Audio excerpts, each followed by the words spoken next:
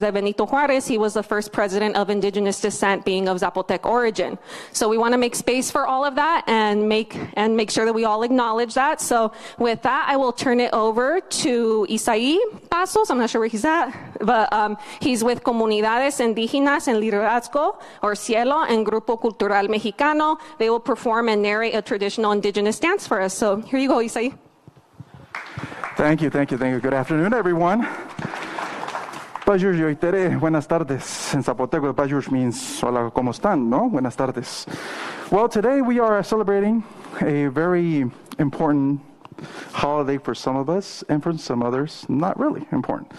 But today we want to show you a little bit of the traditions of the Zapoteco community, and as well as one community, which is the Mije community. The Mije community I will explain later on, but today I want to present to you the region of El Istmo. It's a Zapoteco community, and today you will be seeing a little bit of what our traditions of Zapoteco or indigenous communities have to offer. Once again, thank you very much for having us, and here we go, the region of Istmo from the state of Oaxaca, Mexico.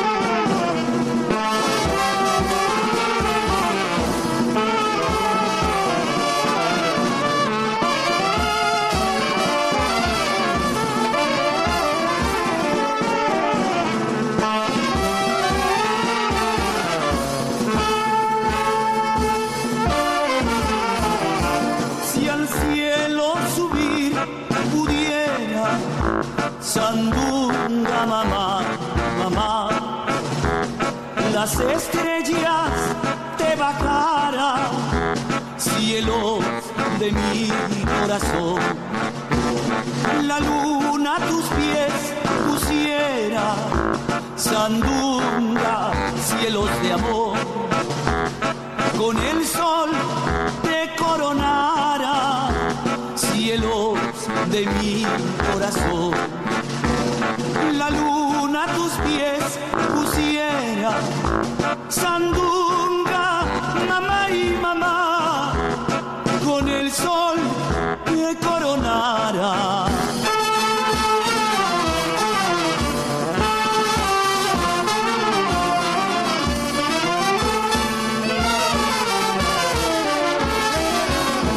Sandunga, tú eres mi yunca.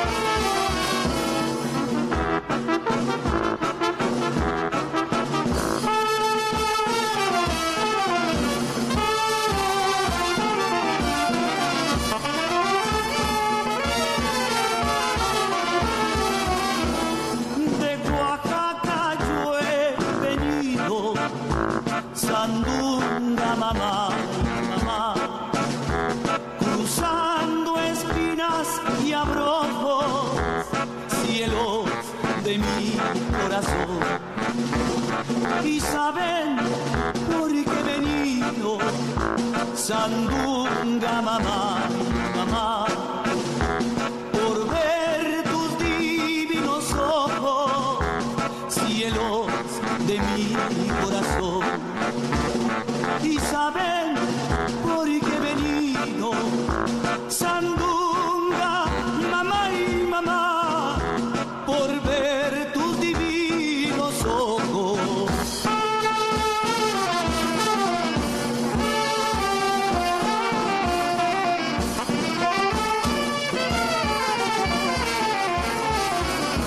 Sandunga, tú eres mi yunca.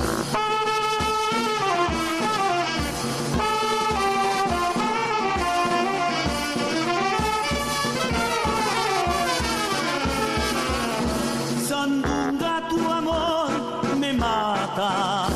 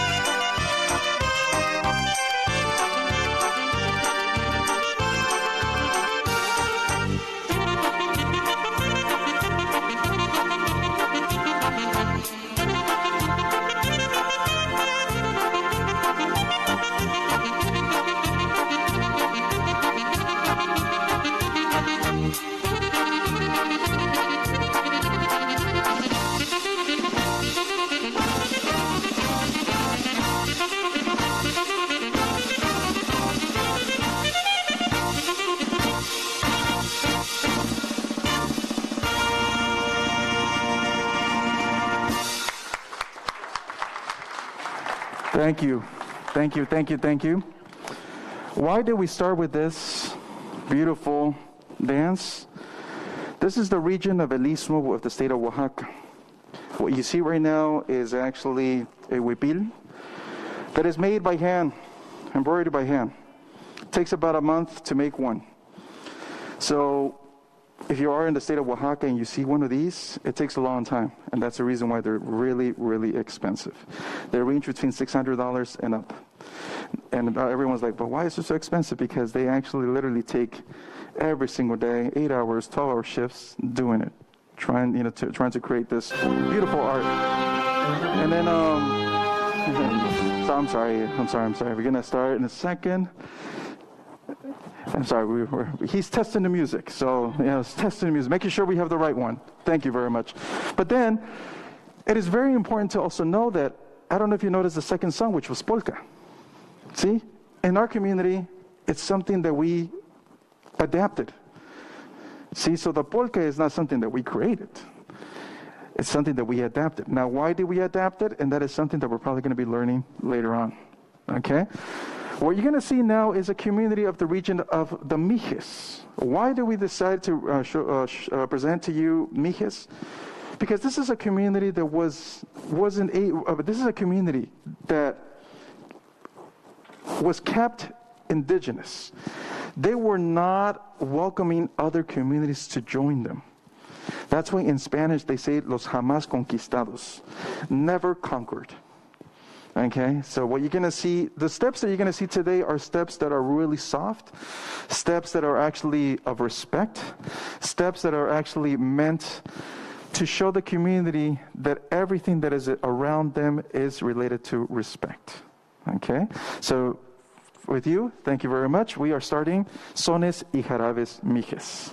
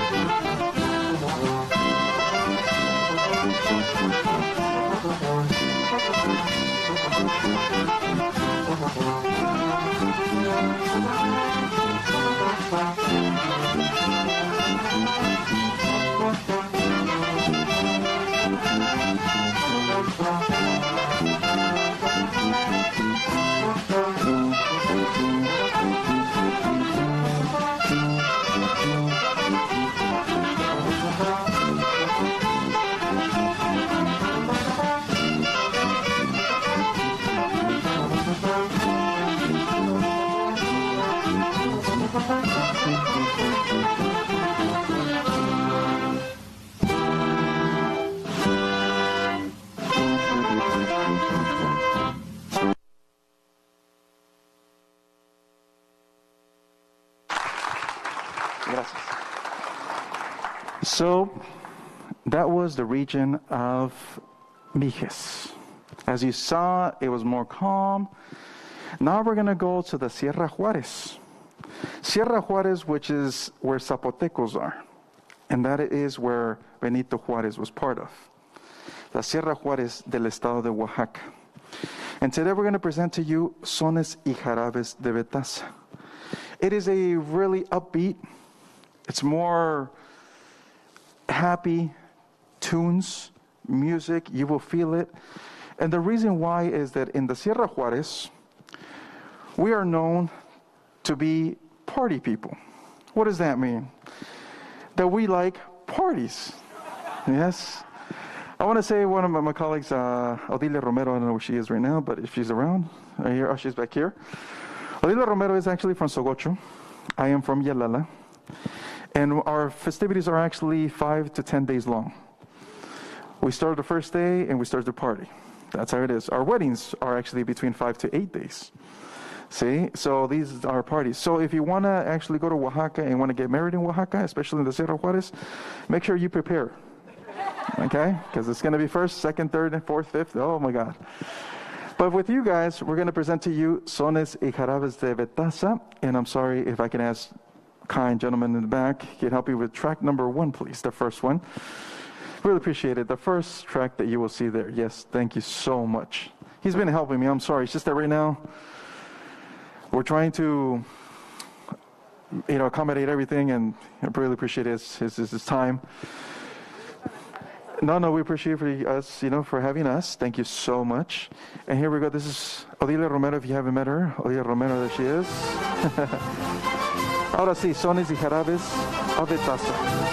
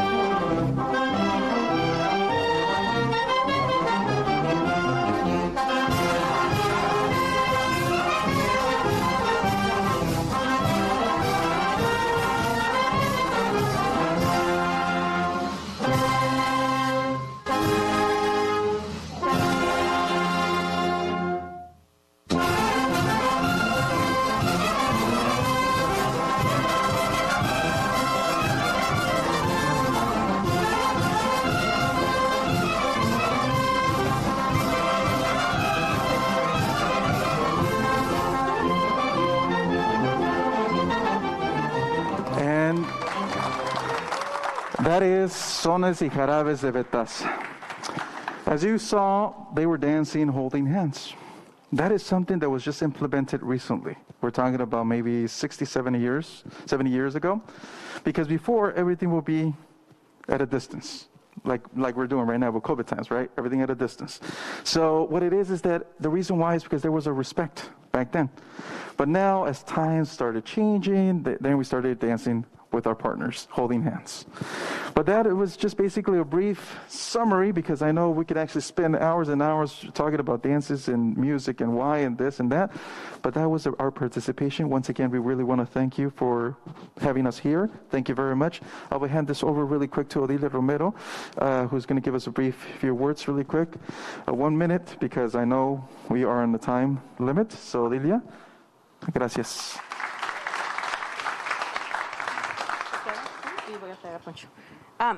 Padjurs krenle bajirenga ushalar joda jak cheneto bene. Well, I'm not going to even interpret that, but anyways, there's 4 regions in the Zapotec community. There's the Isthmus that are proud to have defeated the French. It's called the Batalla de Juchitán. I'm not a historian, so don't quote me on anything about it, but the community is very proud. And for those who speak Spanish, and know Spanish slang, they said, le rompimos la madre a los franceses. And that's something you hear when you go to their town. They're very proud of it. And of course, the president at that time was Benito Juarez, for very close to our region. We always joke about Benito. He's not here to defend himself, but he used to love French food, even though, for European culture. I don't know that he ate French food, but he loved European culture. And a lot of the politics that he did implement was affects us to these days as indigenous people when it comes to land rights. But we are very proud of him because he defeated the French, and he was the only indigenous president that Mexico has had. That's our side of the story as Zapotecs. But now you heard me say hello in Zapoteco. Now I'm going to ask the chef, Poncho, to say hello in Zapoteco. I mean, I already said it. Yo no necesito micrófono.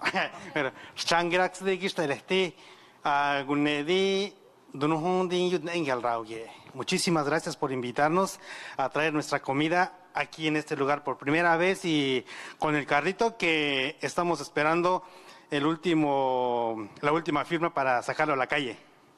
Gracias. Okay, stay there, Poncho. Isaí, can you say what I said? If you know what I said. No. Okay. Not all of it, no. Pero Pajur yoitere hushkere santaras bazareani. Buenas tardes a todos. Qué bueno que están aquí. But she'll explain why. We're all Zapotecs. He's an hour from me. He's an hour from him. Can we have a conversation in Zapotec, the 3 of us? No, never. Do we eat the same food? Not really. But we're really close. We're very close. The way they eat their beef stew is with avocado leaves. I eat it with cilantro. He eats it with something else.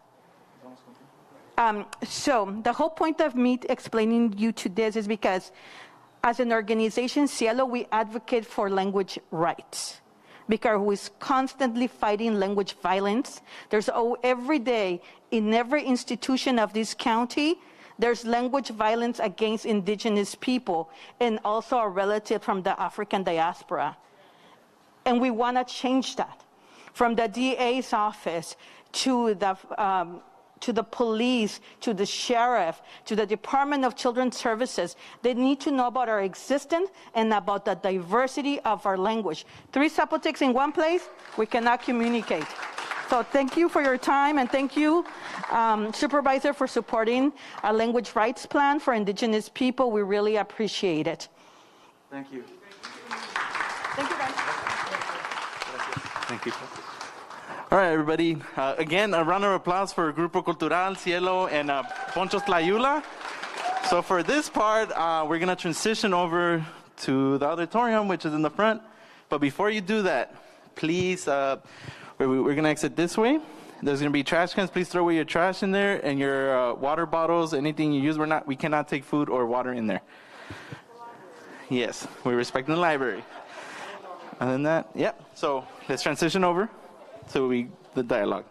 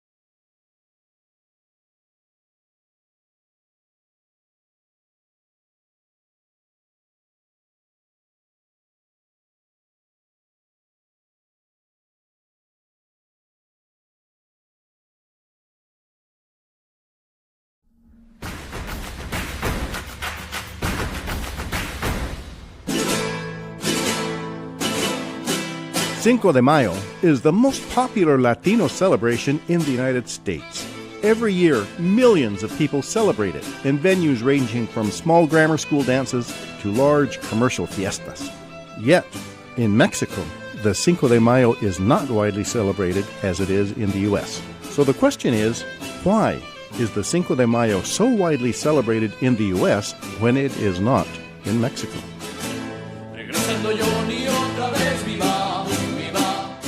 The answer is that the public celebration of Cinco de Mayo was created by Latinos living in the American West, California, Nevada, and Oregon during the dark days of the American Civil War. Wait a minute. Latinos in the American Civil War? What is that all about? During the American Civil War, many Spanish-language newspapers were published in California. In Los Angeles, El Amigo del Pueblo, and, for example, in San Francisco, El Eco del Pacífico. We can read these Spanish-language newspapers today, and we can hear Latino voices speaking to us from 150 years ago. At times, the voices tell us about Latino daily life, restaurants serving Mexican food, musicians to provide tunes, musical and theatrical performances, births of the next generation, weddings, and deaths. We also hear the voices of Latinos concerned about policy issues that were tearing the United States apart, like slavery and race. When the American Civil War erupted, Latinos supported Abraham Lincoln and the United States against the Confederate slave states who wanted to create a new nation built upon forced labor held in chains. Latinos took up arms against the slave states. Major José Ramón Pico organized 4 troops of Spanish-speaking United States cavalry. But from the very first armed encounter of the Civil War, the slave states rode a streak of luck, winning battle after battle, while the Spanish-language newspapers informed Latino readers of defeat after defeat for the United States Army. And then, things got worse. Taking advantage of Lincoln's preoccupation with the Civil War, Napoleon III, Emperor of the French, sent his troops marching towards Mexico City to overthrow the constitutional republic headed by President Benito Juárez, and install Maximilian of Austria as the Emperor of Mexico, who would then be free to cooperate with the slave states in the rebellion against the United States. But the French troops were stopped dead at the Battle of Puebla, fought on Cinco de Mayo of 1862, and could not reach Mexico City to create a slave state friend south of the border. In California, Nevada, and Oregon, Latinos read the news of the unexpected victory of Cinco de Mayo and immediately began celebrating this first major victory with the Latino music and dances of the American Civil War.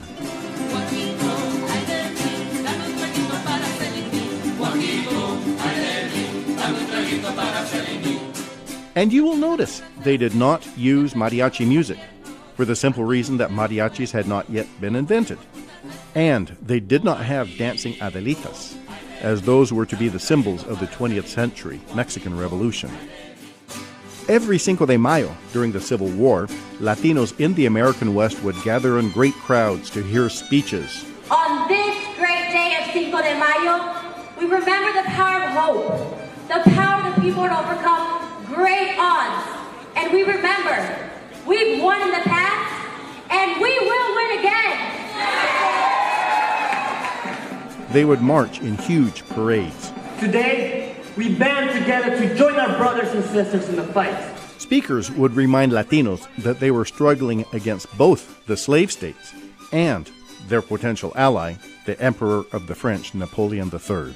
We unite to raise money, people, and any other resources we can spare for Mexico's fight for independence.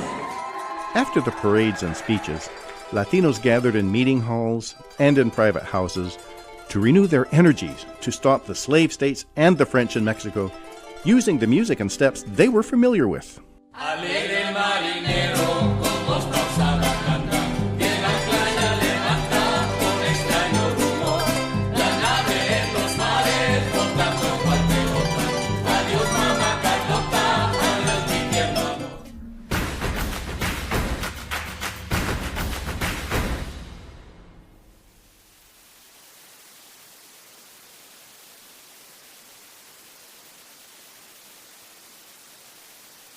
We all did, to say the least.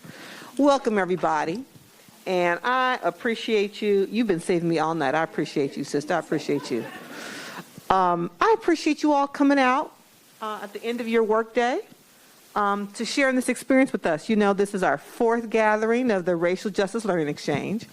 And we're experimenting with different days of the week, different times of day, to give everybody an opportunity to come out and participate in this learning exchange experience. I don't know about you, but I was really looking forward to tonight's gathering because this was a rough weekend,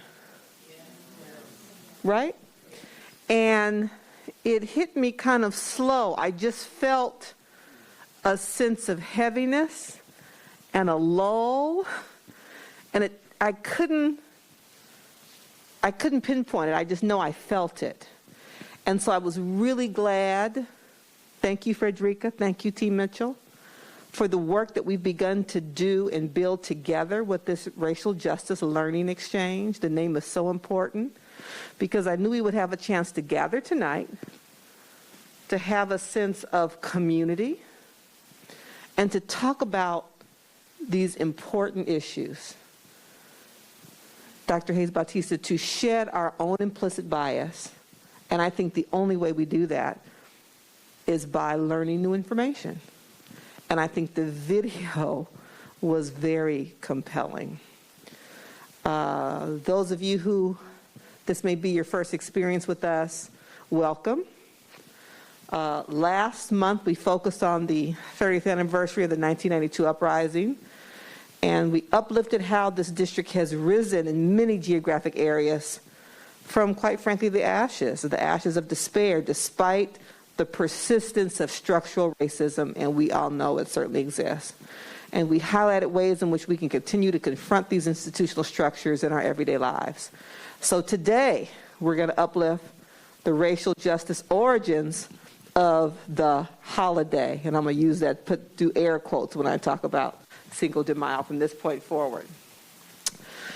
I'm sure, frankly, the majority of us in the room weren't aware of the full story. That's why we thought the video was so important. So we're going to have the opportunity to dig a little deeper in this history and the significance of the Latinx community organizing against slavery and occupation during that time. That's really very powerful. So staff, T. Mitchell, who have postcards, wave them. If you have questions, you know this is how we do it. Get a note card now if you think you're going to have a question, and so when we get to the Q&A portion of the program, we'll be ready. I am delighted to officially introduce you to my partner in equity and my partner in correcting history today, Dr. David Hayes-Bautista. He is the director of the Center for the Study of Latino Health and Culture and the author of the book we are highlighting today, El Cinco de Mayo, An American Tradition. Welcome. Please give him a round of applause. Thank you. So this is interesting. Dr. Hayes-Bautista is a professor of medicine and of public health at UCLA, not a historian. Except I'm so old, I almost remember it all. That's right. And what's so unique about the experience we're all getting to have with him is he was the first researcher to unearth the history of Cinco de Mayo and its origins in the Civil War. I, by accident, like literally, happened upon a podcast with your fellow UCLA colleague, Dr. Kelly Lytle Hernandez, yes, who just also recently published a book on Cinco de Mayo. And so you got your finger on the pulse. So before you tell us more about this history of Latinx people in the U.S. during the Civil War and how this tradition started, tell us a bit more about yourself and what compelled you to really kind of research and investigate this topic. Okay.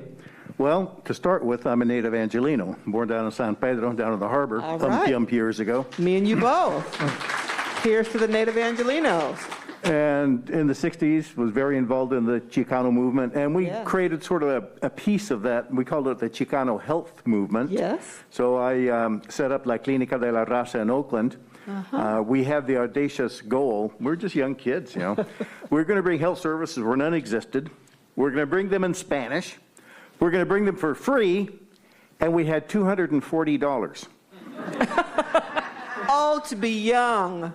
And we did it. Hey. And 50 years later, La Clínica is one of the major healthcare providers. Ultimed used to be the Brown Beret Free Clinic at the same time. So we've always been involved in health, and of course that was because of lack of equity. That's right. I mean, the provider shortage, the services shortage, and they're still there, and we saw it with COVID. Yes. COVID really revealed who had access to public health infrastructure and who didn't. That's right. So I've been involved in this issue of racial justice in healthcare all my life, but from a professional level, looking at medicine, doing research, etc. Well, what happened was about 20 years ago, I was born and raised in California, went to school, went to fourth grade, did fourth grade history, learned all about California history. And I learned about the Spanish, and I learned about the missions, and I had to build a little toy mission. Any of you have to build a toy mission? Yeah, okay. So I did San Luis Obispo, because at that point, we lived in San Luis. Then we parents had to do it again when our own kids were in the fourth grade. I was like, oh my God, get a new curriculum.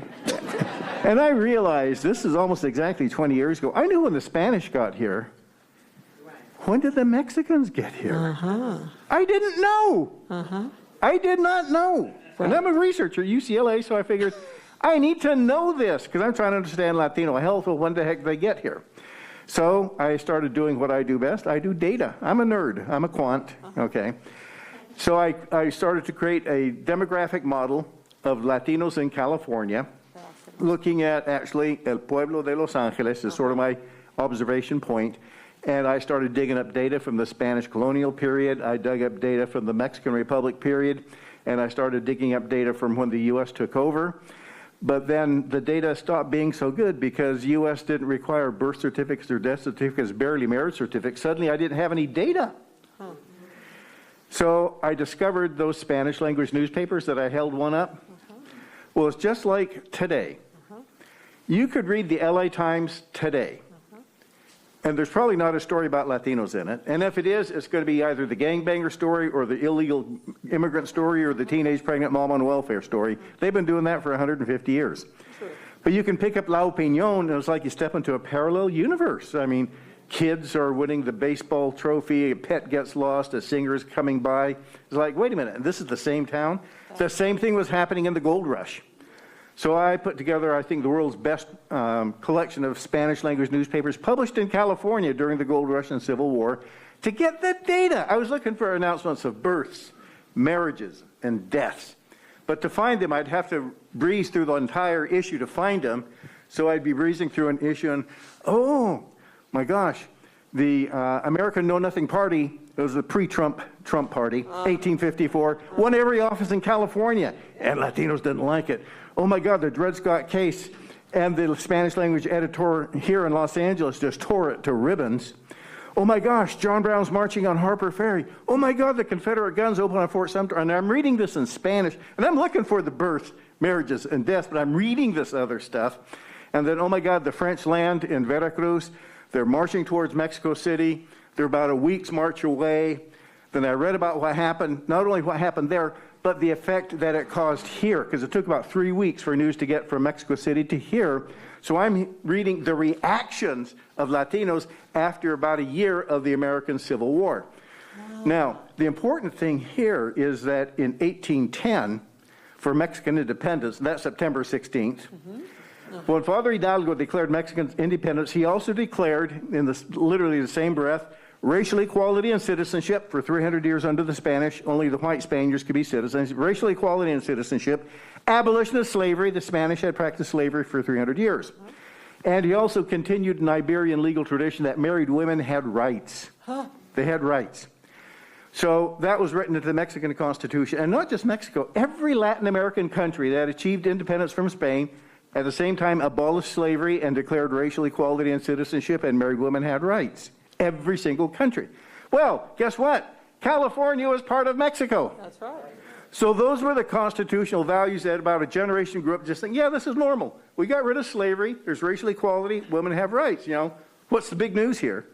Except on February 2nd, 1848, under the provisions of the Treaty of Guadalupe Hidalgo, the U.S. takes over California, and its constitution is very different because it protects slavery, denies citizenship to non-whites, and when a woman married, she suffered what's called legal death. She ceased to exist as a legal entity. She couldn't even sue her husband because the husband was going to make all the decisions for everybody.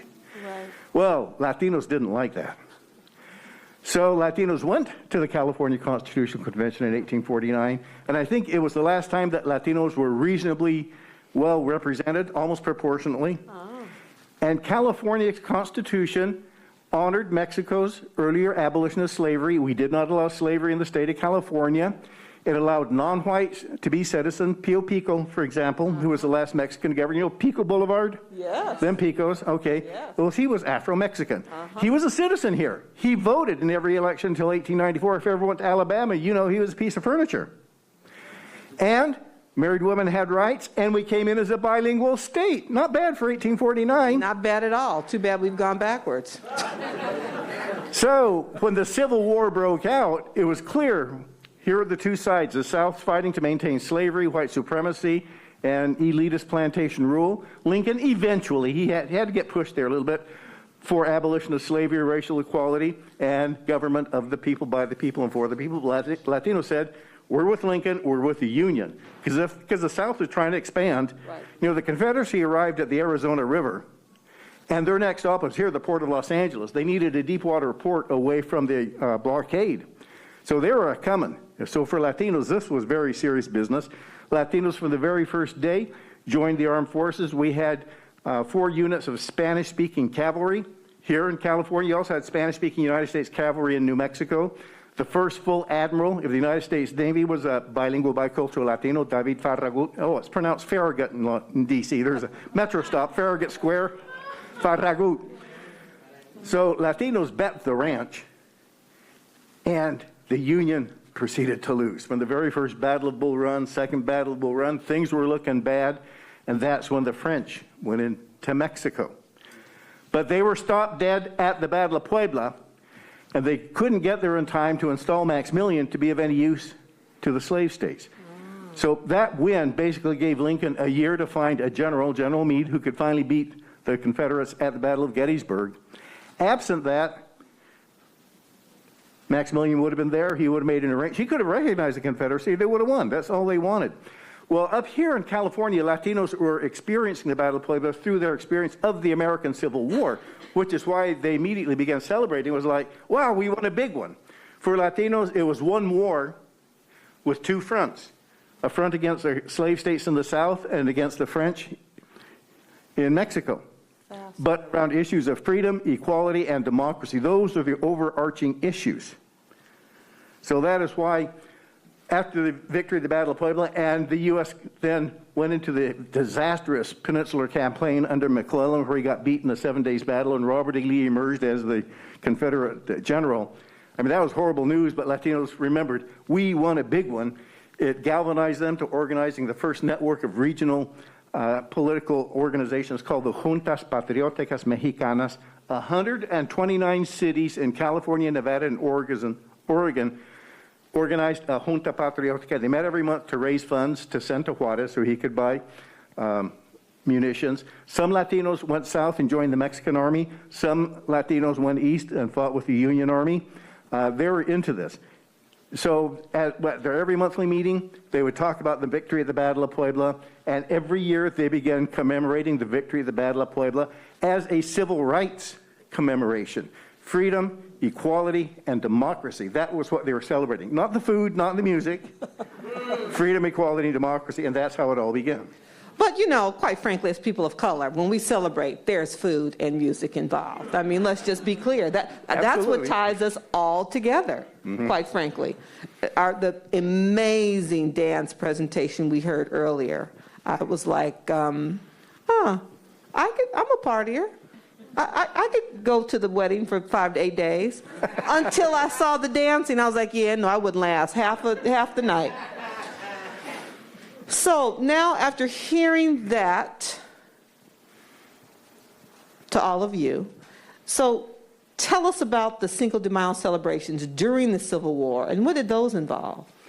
They involved recommitment to both Lincoln and to Juarez, to fighting for freedom, equality, democracy, and putting their money where their mouth was, and joining and voting for Lincoln. That was a big time. We have a poster of an ad taken out in newspapers here in California in Spanish, trying to promote Vote for Lincoln, using both the Mexican and the U.S. flags to promote voting for Lincoln, because he's a president of freedom, equality, and democracy. So it was very much a military and civil rights commemoration, but with good music and dancing, too. You saw some of that. Good music and dancing. So, you know, there were many social movements during the 60s. You talked about coming up during that time, the Black Power movement, the American Indian movement, the Chicano movement. Did the meaning of the celebration change during different time periods, you think? Yes, it has, which is part of the reason why it was kind of discovery. I mean, I was reading the dispatches, and I was reading the speeches that people made here, and kind of putting two and two together. And now I know why we celebrate it here, and it's not celebrated in Mexico. It's the Civil War experience more than anything else. So what happened is you had probably about 20,000 Latinos who were members of these organizations. That's a pretty good number when the total population of California is about 100,000. Sure was. Really involved in this. They were involved in the military. So after the Civil War and the French intervention was over, every Cinco de Mayo, they'd parade through the streets right here in Los Angeles every year. And the veterans would put on their uniforms, either the Mexican Army or U.S. Army uniforms.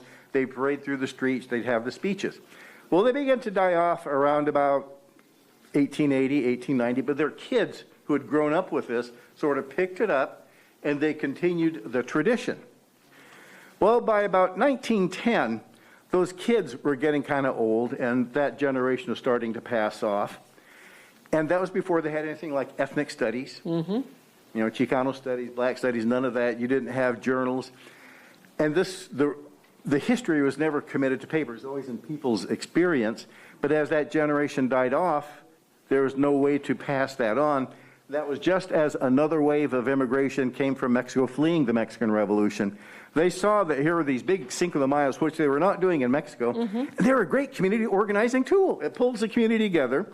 So the immigrants started doing it, but not knowing the history, they brought in their symbolism. That's why it's the Pancho Villa and the Revolucionarias, you know, with the bandoleros and everything else. That's where we get that from. Got it. Because they didn't know the history. You know, for us Chicanos, we didn't know the history either.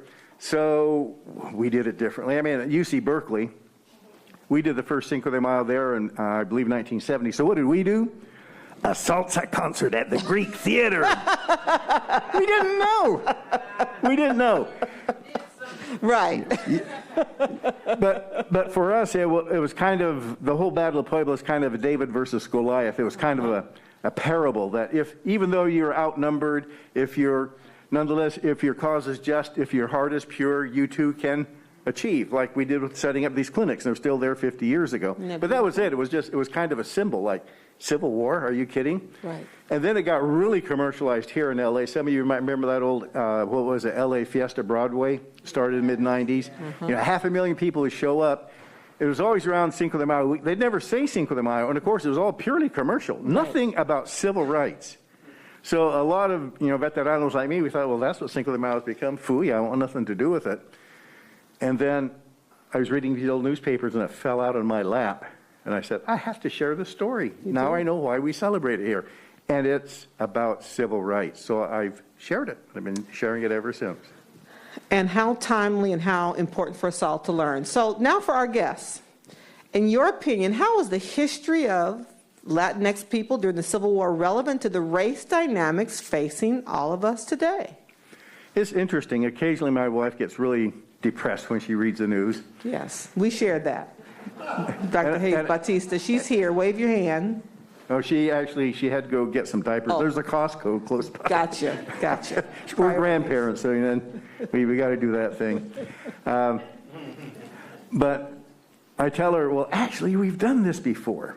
In fact, there have been waves of nativism sweeping across the U.S. on about 20-year cycles. And it started with the American Know Nothing movement in the 1850s, the first rise of the Ku Klux Klan in the 1870s, the American Protective Association of the 1890s, protecting America from what? From immigrants and Catholics, right, and Jews. You had the second rise of the Ku Klux Klan and the segregation of the West in the teens, 19-teens.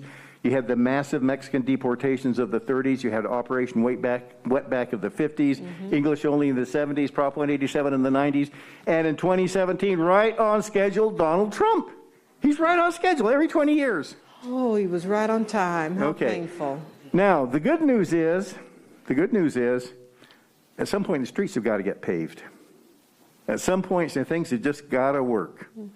And that's the problem with these nativist movements. That's not their priority. They're, hooping and hollering, jumping up and down and scaring everybody, and things don't work. So eventually, people get tired, and we need a government that works. Puts up things like these libraries. Now, that's what we need most of the time.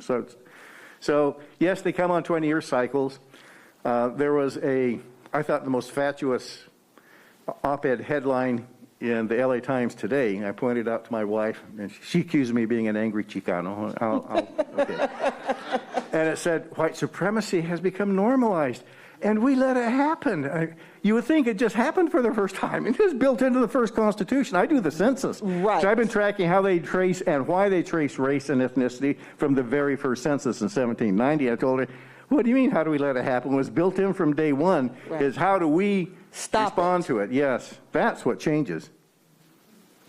And what your response to that question reminds me is, if we don't know our history, if we don't know it's cyclical, if we don't understand the core motivating driver, be it economics, power, control, whatever the case, then we're not in a position of power to change it.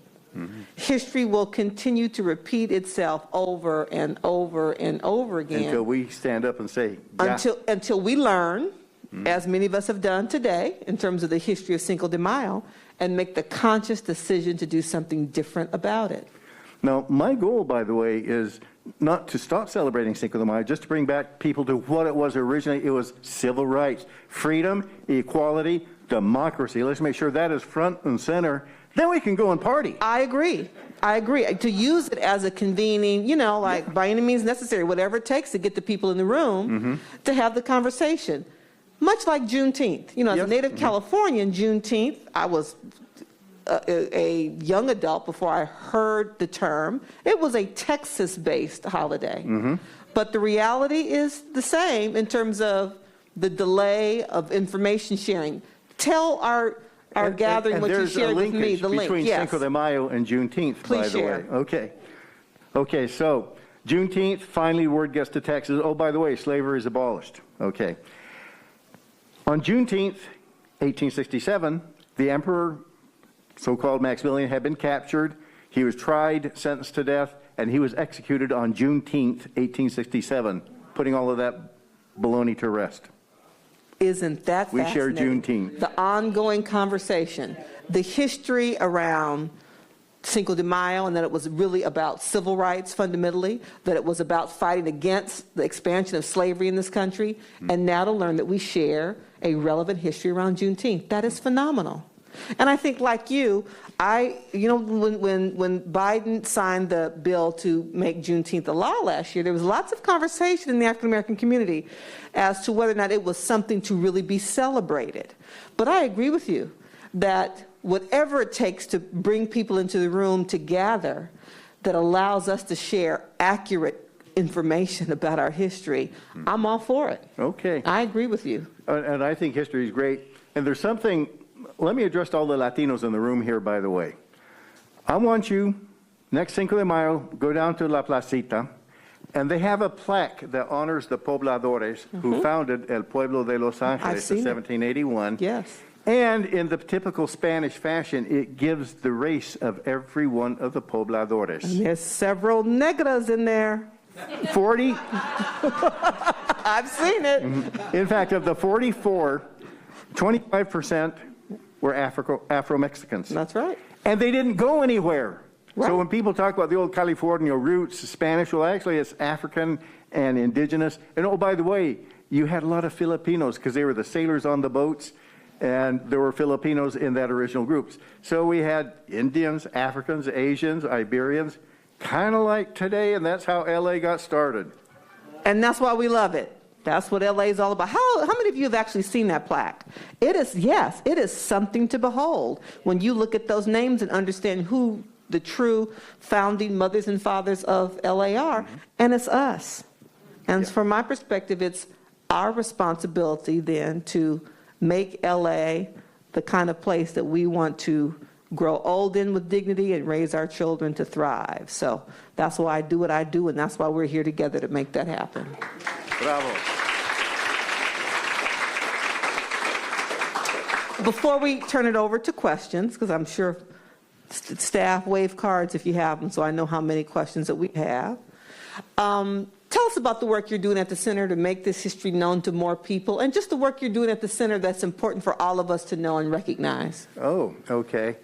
Well, let me just chat about I guess my day job, which is being an epidemiologist demographer. And we've been, obviously with COVID, we devoted a big chunk of our attention to COVID, and it was really, really clear some of the problems that lack of representation caused in how we approach COVID as a society. Now, if you remember, early on, we decided that there were some people that we called essential workers, made sure they got personal protective equipment. I'm on the board of a community hospital over in Boyle Heights, Flight Memorial, so we made sure that the physician nurses got trained. We had negative pressure rooms and everything else. But we forgot that farm workers are also essential workers, because don't we like to eat a couple of times a day? That's right. And the packing house workers and the people in the food industry and the bus drivers and the mechanics are a whole bunch of other essential workers. We didn't think of them as essential workers. Right. So we said, oh yes, well, unplug your laptop, stay at home, close the door, don't talk to anybody, and order everything in. Right. Well, that works in Beverly Hills. Right. You got the type of job, you're going to get a paycheck whether you're in the office or not. Right. You're going to keep your health insurance. You can afford to do stuff online. But all these essential workers that kept that household going, that had to be out there delivering, making things. So it was because of the essential workers, they got more exposed to the coronavirus. Yes. Because they're out there dealing with crews, fellow workers, or with public. Had less access to care. You remember the first about 3 or 4 months, you actually had to get a doctor's order just to get a test. Right. Yeah. And the test was going to cost $300 or $400. Right. So if you're a farm worker, no doctor's here and I can't afford it. I don't know if I've got coronavirus, but I've got to go to work. Right. So these issues just kept multiplying. So Beverly Hills came out pretty good because they have pretty good access to care and people think about them. But there are the other folks that people didn't think about until we made issues of it. That's right. These too are essential workers. That's right. And they deserve protection. They deserve access to care. Right. So after about a year, I think that message started to sink in. But meanwhile, there was that year lag. And of course, the Latino, African American, Asian, and particularly the Pacific Islander and American Indian community just got whacked by COVID. But because we were working, we were holding this place together. Right. It's true. That's true. That's my day job. I get your day job. You know what? That's my day job too. In terms of holding that truth up, not allowing it to be forgotten, and to make sure that as we talk about building back equitably, that we don't simply divide our resources equally by the 5 districts, but the communities that were disproportionately impacted deserve a disproportionate investment in all of these recovery dollars. And that's the work we're leading at LA County. Okay, we've got a couple questions, and you know I ran late. You know my staff was waving the red sheet, and this was too intriguing. I just kept on talking, because we got to punt over to Alfonso, the soon-to-be new dad, who's going to talk about the book, and then we went to the library staff to tell you about this amazing space that we're in. So very quickly. Whew.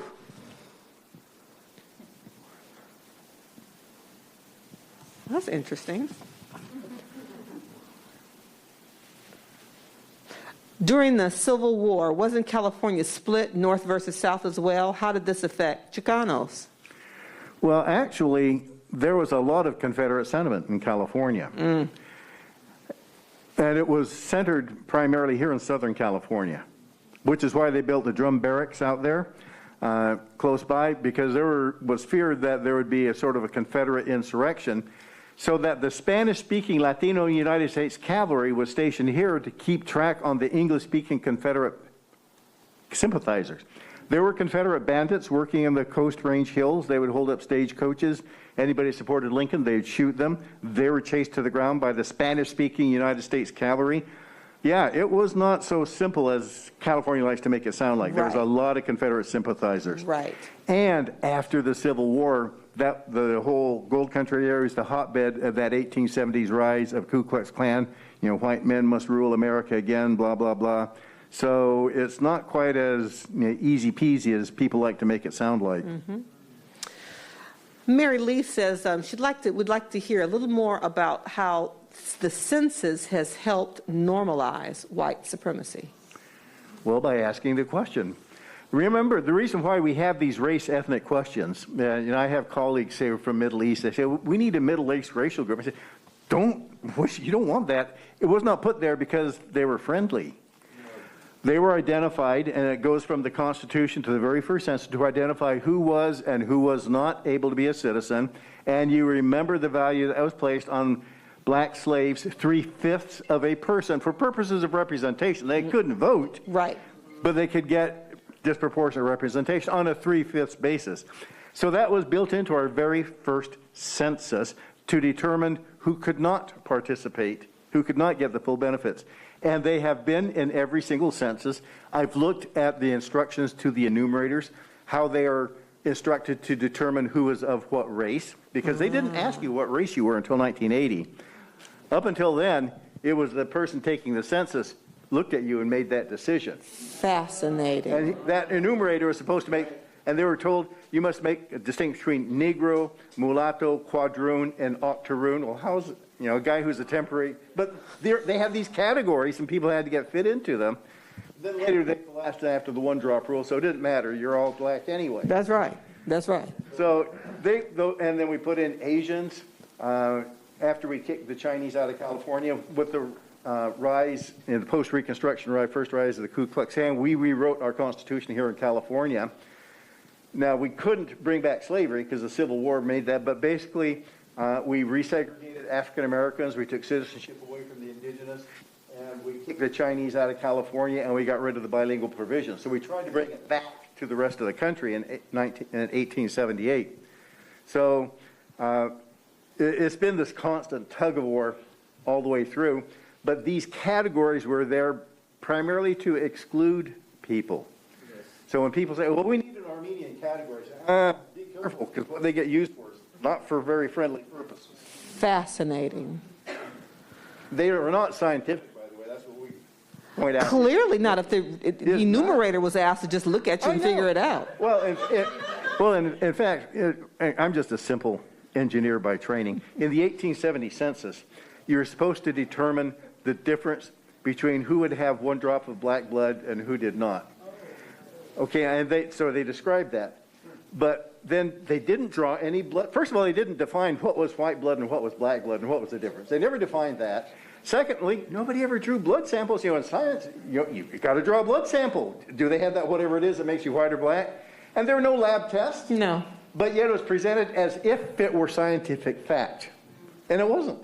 It was just some enumerator, temporary employee, looking at people, using, they were all men at those points, local racial narrative to decide who's white, who's black, who's Asian, etc. Bringing their own bias to the equation. Yeah. And those biases are still embedded in medicine, by the way. And other segments of society, I argue with NIH. They're still embedded. People, I didn't know. I thought we did that to help you.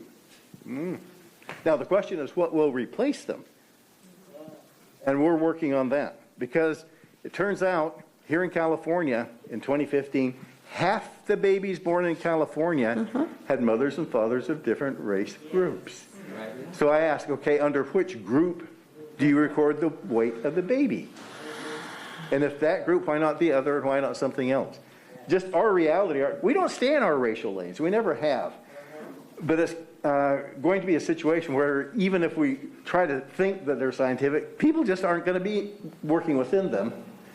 So then what do we do? So we're trying to figure out, we need a different epistemology to talk about human samenesses and differences, but for what purpose and for what reason? There are health disparities. We need to be able to identify them. If we stopped asking anything, we'd never know that there was a black infant mortality crisis. That's right. Okay, but we don't want to do it by imputing it to blackness, which is when you have that race category, it sort of gets people thinking that. So how do we describe the groups that are at risk in non-racializing terms? That's where we're trying to go. Is your head about to explode like mine's about to explode? I'm sorry. We're going to have to wrap. I see hands are going up. Dr. Hayes Bautista will be around if you want to ask him a question or ask me a question. We'll be around for a little bit. But please give him a round of applause.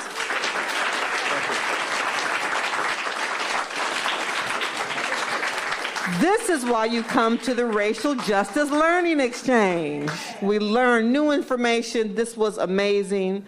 Very quickly before I transition over to staff, who will never give me the mic again because I don't pay attention to the instructions, I want you to hear about the book club and hear from library staff who will share a few words to close us out and to remind us of a couple things. Save the date, please, for our 5th Racial Justice Learning Exchange gathering. You know, we're doing a monthly as long as there's not a revolution on my staff and they all say we can't keep up with this schedule. But for now, Friday, June 17th, 12 to 4 at Magic Johnson Park is our 2nd annual Juneteenth celebration. And for me, given what I learned today, it's going to be all the more powerful and impactful. So thank you for sharing that with me. You know, we talked about and wanted to cover this topic in May because of your book and the relevance. You know, May is also Asian American Pacific Islander Heritage Month. We pay tribute to Jewish Americans also. It's their Heritage Month. It's also Mental Health Awareness Month. So I hope that you will be mindful of all of those topics, but most importantly that you share the information that we were gifted today with 5, 10 more people, because that was rich and deep. Share the book, let them know about all the amazing information we heard. I'm going to hand it over to staff. I'm going to hand you all the card. Any final words, Dr. Hayes Bautista, you want to offer? You can buy the book and I'll sign it if you buy it tonight. Hey! I'm going to hand you all the card for the people to thank, and I'm going to give you the mic so I won't make us any later. All right, one more time, a round of applause for the dialogue, please. All right. I do want to say this is special as we're talking about racism throughout the United States, and this office, a political office, is doing it and doing it purposely so we could learn, so we all could come together. And then I'm going to transition now to the thank yous. So I want to thank CIELO Odilia Romero for participating, Poncho Tayula for the delicious food, UCLA Health and the Center for Studies of Latino Health and Culture, and last but not certainly least, the County Library and the AC Bilbrew Library and its wonderful staff. And then, and this is where I'm going to transition. Thank you, staff, as well. Appreciate y'all. Always. But this is our launch to our book club that we're going to be doing with the office. We're going to do them every 2 months. Our first book that we're going to be reading is Cinco de Mayo, An American Tradition by Dr. Hayes Bautista. So we will be reading this book, as mentioned. We also have it at the library, so if people want to come and rent it out, read it. We will be coming back on through Zoom on June 9, 2022 at 5 p.m., and we'll have a talk on the book and more details. So everyone's welcome. Please look at our RJLE website. Also look out for our email, but save the date, June 9, 2022. And then I'll pass it down to my co-lead with the book club, Victoria. Hi, everyone. I'm Victoria Gomez. I'm going to co-lead the RGLE book club with him. And like he mentioned, the book club's going to happen about every 2 months, and it's going to align with the RGLE event that's happening that month. And we're going to be identifying libraries, community-owned bookstores, and universities that will be able to carry those books. Lastly, we'll be compiling and showcasing a list of recommended books to read on the RGLE website. And we welcome anyone who's seeking to expand or start their knowledge on social justice. Now on to our county library partners.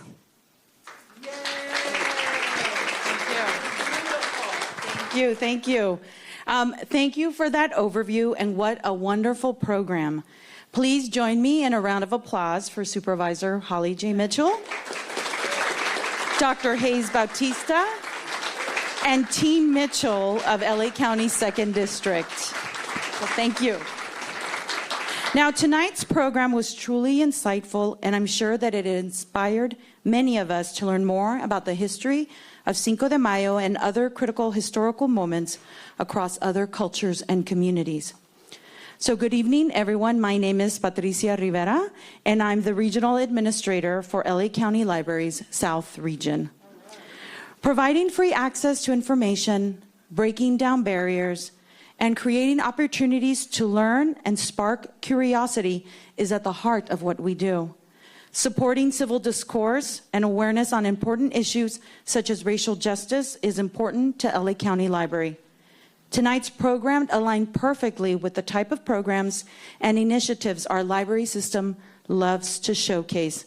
I want to thank Supervisor Mitchell and our 2nd District for developing the Racial Justice Learning Exchange Series and for hosting tonight's discussion at AC Bilbrew Library. Now, AC Bilbrew Library is one of 85 brick and mortar libraries that make up LA County Library, which is one of the nation's largest and most innovative library systems. Our library system offers free public resources, including books, music, multimedia materials, computers, internet access, and educational and recreational services to more than 3.4 million residents through our community libraries, bookmobiles, and outreach vehicles. For those who may not know, IAC Bilbrew Library is home to our Black Resource Center and the African American Living Legends Series Program Archive, which highlights and honors leaders and visionaries of the African American community. Our Black Resource Center, along with our Chicano Resource Center, American Indian Resource Center, and our Asian Pacific Resource Center, provide a variety of books, materials, and resources that help spread awareness and understanding of other cultures, their history, and lived experiences. Our cultural resource centers are open to everyone and are hubs for inclusivity, equity, diversity, and education. And I encourage you to visit all of them when you have a chance. Now, to learn more about our cultural resource centers and relevant programs, please visit us at lacountylibrary.org. And if you would like to borrow a copy of tonight's featured book, El Cinco de Mayo, An American Tradition by Dr. Hayes Bautista, visit our website and place a hold for the item to pick up at your nearest library. The website again is lacountylibrary.org. Thank you everyone for joining us tonight, and thank you again to Supervisor Mitchell, Dr. Hayes Bautista, and our 2nd District for an incredible discussion. That's it. Thank you all for coming.